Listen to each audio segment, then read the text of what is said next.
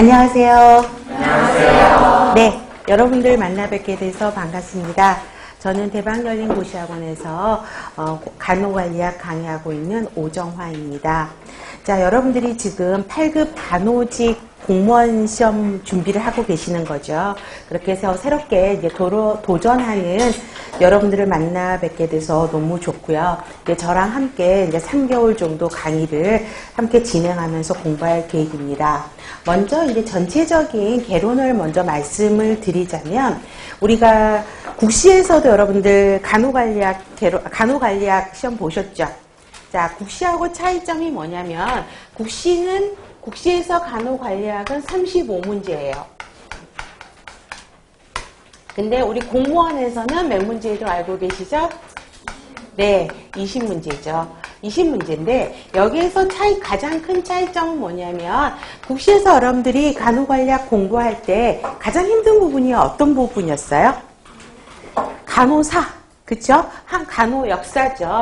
그래서 세계사, 그 다음에 한국의 간호사, 그죠? 간호 역사죠. 간호사라고 하는 게 역사를 이야기하는 거죠.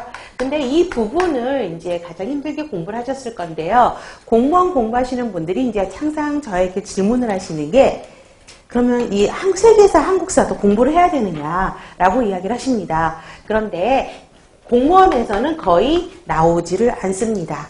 물론 최근에는 거의 나오지 않고요. 예전에, 그죠? 지방에서 제2의 나이팅게일의 외국 선교사 간호사는 누구냐, 이런 문제들은 나온 적은 있어요. 그런데 최근에 한 7, 8년 그 정도에는 간호 역사는 나오지는 않습니다. 그렇기 때문에 물론 이 내용들이 굉장히 단순하고요.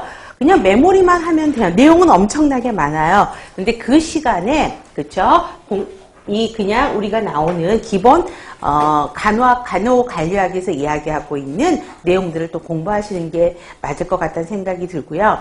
전체적인 목차를 보시면 우리가 간호관리 그러면은 이야기하는 게 기획, 그다음에 조직, 인사, 지휘, 통제라고 이야기를 하죠. 근데 이 부분에서 거의 대부분의 문제가 두세 문제씩이 나오는 거를 볼 수 있습니다. 그 다음에 또 많이 나오는 게, 그래서 간호사는 거의 나오지 않고요. 그 다음에 전문직관이 또 국시에서는 문제가 나오게 됩니다. 그런데 공무원에서는 전문직관은 따로 공부하실 필요는 없어요. 그래서 이 부분은 그렇게 신경을 안 쓰셔도 될 것 같고요. 그 다음에 또 여러분들이 또 힘들어 하시는 게 뭐냐면, 법적 의무 부분이 조금 힘들어 하세요. 법률적인 용어가 나오고 있어서 법적 의무 부분을 조금 힘들어 하는데, 그 부분도 너무 걱정하실 필요는 없습니다. 그래서 그런 차이점만 보시면 공부를 하시면 되겠고요. 그 다음에 이제 시험 자세에 대해서 여러분들한테 이야기를 한다 그러면, 동기부여 몰입 정도가 가장 큰 거라고 생각이 들어요. 지금은 굉장히 100% 충전 다 돼서 오신 거잖아요. 근데 이 상태가 이제 시험 볼 때까지 지속됐으면 좋을 것 같고요. 그 다음에 여러분들 지금 서울시는 3과목이고 지방은 5과목이죠. 그래서 서울은 가장 어려운 과목이 생물, 그렇죠? 생물이 어렵고, 그래서 지역사회나 간호관리는 거의 만점을 맞으셔야지 훨씬 더 합격 당락에 가까우실 수 있고요. 지방은 5과목이잖아요. 그래서 골고루 공부를 하셔야 돼요. 가장 또 역사도 공부를 해야 되고, 영어도 공부를 해야 되고, 전공은 부수적으로 따라오는 과목이라고 생각하는데, 일단 기본으로 우리가 가지고 있어야 될 거는 전공에서 점수를 놓치면 안 된다. 그리고 또 물론 그때그때마다 그 해년도의 난이도에 따라서 어떨 때는 간호관리가 좀 어려울 때가 있고, 어떨 때는 지역사회가 더 어려울 때가 있고 하는데, 간호관리는 그래도 더 쉬워요, 지역사회보다. 그래서 간호관리학은 우리 목표를 정해야 되겠죠. 그래서 잘 본다라고 하는 거는 목표가 아니죠. 잘 본다가 아니라 어떻게 해야 된다? 100점을 맞은다라는 목표를 세우시고 준비를 하셨으면 좋겠고요.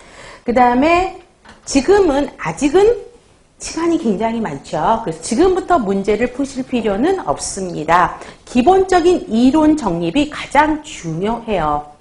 그래서 수업을 듣고 예습하실 필요는 없습니다. 복습만 철저히 따라오시면 될 것 같고요. 특히 한 문제 가지고도 시험에 당락이 결정되기도 합니다. 그렇기 때문에 지금부는 기본서에 충실하자라는 개념으로 보셨으면 좋겠습니다. 자, 그 다음에 출제 경향을 살펴보면은요, 서울시 같은 경우는 간호관리 전공하셨던 교수님들이 시중에 나오는 책들 다 가지고 가셔서 문제를 내시는 거고요. 지방직 같은 경우는 여러분들이 이제 저희 책이 제가 드린 책이 되게 두껍잖아요. 그래서 그 양 보고 처음에는 놀라신다라고 이야기를 해요. 그런데 여러분들이 좋아하시는 것 중에 하나가 뭐죠? 기출 문제잖아요. 최근 10년 동안의 기출 문제가 다 들어가 있어서 사실 이렇게 두껍고, 제일 뒷페이지에 부록을 보시면 의료법이 들어가 있습니다. 그러다 보니까 책이 굉장히 두꺼워요. 그렇죠? 기출문제하고 의료법만 빼도 책이 확실히 반 정도는 줄어버리거든요. 그래서 이 두께에 놀라실 필요는 없는데, 기출문제를 보시면 지방직 문제 같은 경우는 14년 이전에는 그 지방마다 문제가 다 달랐어요. 예를 들면 이렇게 부산, 대전, 제주도, 광주 문제가 다 달랐거든요. 근데 14년도에 이제 지방 문제들이 다 통합이 됐어요. 그래서 지방은 거의 같은 문제로 지금 나오고 있고요. 그 다음에 기출문제 보시면 서울시가 오지선다였었고 지방이 사지선다.